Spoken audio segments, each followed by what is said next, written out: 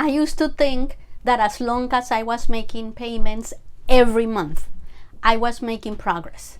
But then I started looking at the numbers, and what I found explained why my balances barely moved, even though money was leaving my account every single month.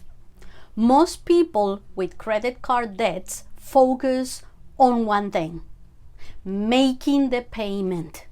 What they don't realize is that the way the money is flowing can be just as important as the payment itself. So they pay a little here, a little there, and little on another card.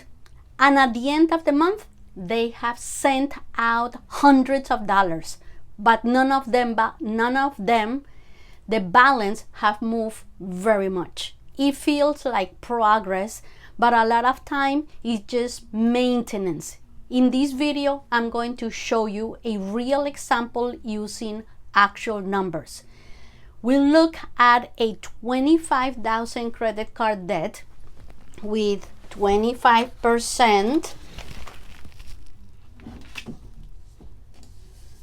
We will look at the 25 card debt with 25% rate, a monthly payment, and you'll see exactly where the payment goes. How much goes to interest, how much actually reduces the balance. Then I'll show you why spreading your available cash flow across multiple payments can slow down progress, and what changed when I started looking at the flow of money differently. Let's start with a $25,000 balance at 25 interest. Most people would assume that if they sent a $750 payment, the balance should drop by about $750 or close to that. But that's not what happened. Let's look at the numbers. So here I have the debt is, the debt here is $25,000. The interest is 25%. The interest is close to 520 with 83 cents. The minimum that they are asking you to pay is 750, and the amount you sent, this amount 750, out of that money 520 goes to interest and principal 229. So I'm going to calculate. Let's say that your income is 8,500 with the expenses 8,000 and cash flow of $500. So I'm going to show you how to use one card. You pick one card to use it for the expenses. You're going to pay that card first. When you finish with that card, then you do the same thing with a second card, and that's the way you pay it. But you have to use one card for the expenses, and this is what I'm going to show you here. So for example, if you put $25,000, you have the debt, $25,000. The income, you put the income, that is 8,500. The amount of money that you owe goes down to 16,500. The interest that you're paying for that is 343 in interest. The expenses, and the expenses is the gas, everything that you pay, the gas, the electricity, the water, the trains, all the transportation. Then you have 24, then we added up, $24,843 with 20 cents. The Again, we put the income, that is 8,500. Now it goes down to 1,600 and 343. The interest now is 340.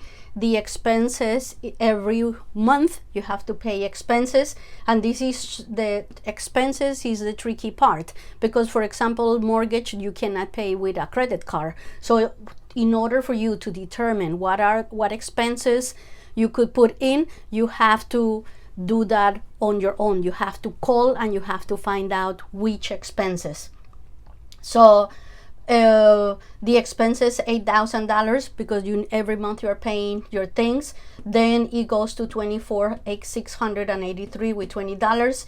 You bring the income again. This is the third income. You bring this down to $60,183. The interest is $336 on interest. The expenses, there is a, let's see, there is I miss a zero there, 8,000, and now we have 24,519 with 81 cents. I wrote that again there. You put the income again, 8,500, and now this dropped to 16,019 and 81 cents. The interest is 333. The expenses again is 8,000. You bring this down to 24,353. The income, you put it back again. Now you have 15,853. The interest is 329. You also put again the expenses. Now the amount is 24,182. Again, you put the income again. This is the 6 month. Then you bring it down to 15,682. The interest is 326. You put the expenses 8,000. Now is $24,008 with 95 cents. Then I just bring this up. You put the income again. This is the 7th month. Now you owe 15,506. When you are putting the expenses in one card, you are paying per month whatever the expenses are. You pay it, and then you pay the card, and it goes down to this number. When you bring it in again, you bring it, you have now 23. Now this is month 10, 23,465. You put your income, now is $14,965 with 58 cents. The interest is 311. The expenses, again, you put it in. Those are the expenses. You're using that card. That's the main thing that you need to understand. You're using that card to pay your expenses. So now is 23,276 with 82 cents. You put the income again. Now it goes down to 14,776 and 82 cents.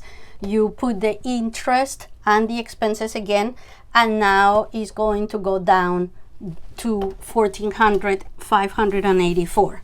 So the thing is this, I want you to understand the following. What most people do, what I'm asking, this is what most people do. What they do is this, they get the money, and what they do is that the first month they pay one card, the minimum. Choose one card randomly, choose one card and send a little bit more than the minimum, and then the third card also the minimum. Then the following month, that's what they do. That's not what I'm saying to do. I said pick one card. Then the second month, they send more money to A. This is a scatter. This is not concentrating. You're paying more on card A, on B and C, you pay the minimum. Then month third, this is what people do. What I'm saying is that you should concentrate the money. And if you concentrate the money, this is what I say. You pick one card, send the money, and use this card to pay your expenses. what you're doing is you're sending it per month, every month, and the amount of money that you're going to, since you're sending the concentration of money, you're going to be paying less interest and you're going to pay the card faster. The other two, you just send the minimum. When this is paid, then you take the next card. So let me show you these, because these are numbers. I'm not making these up. The numbers. If you send the minimum, because that's what it is required by the card, the minimum is either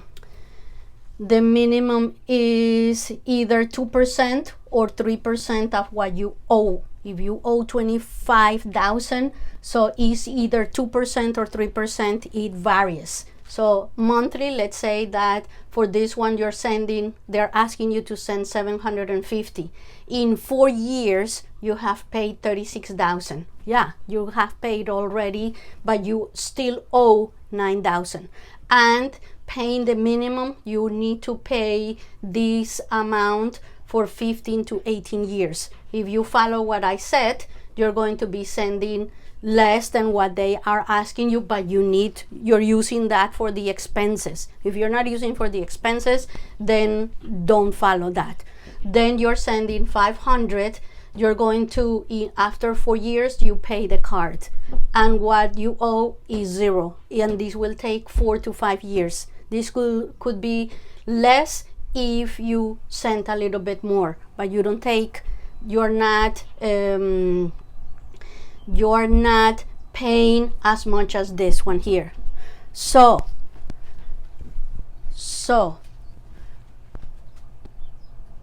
what I'm saying, and I want you to understand this. So why does this happen? Why does this work? Because when your money gets spread across multiple cards, your progress gets spread out too. A little goes here and a little goes there, and none of the balances move very much. What helped me was concentrating my available cash flow on one card instead of spreading it across several balances. I didn't make more money.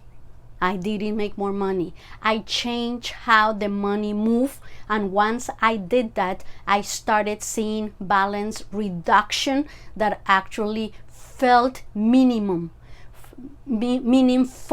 from month to month. The key is not necessarily paying more. The key is making sure your available dollars are working together instead of being scattered. And this is scatter, this is together, concentrated in one. If you like my expense routing plan, comment right below. I'll send you the worksheet I use to identify a target card, decide which expenses to move, and organize the flow of money so you can start seeing where your cash flow is actually going. It's simple, practical, and something you can start using right away. Thank you.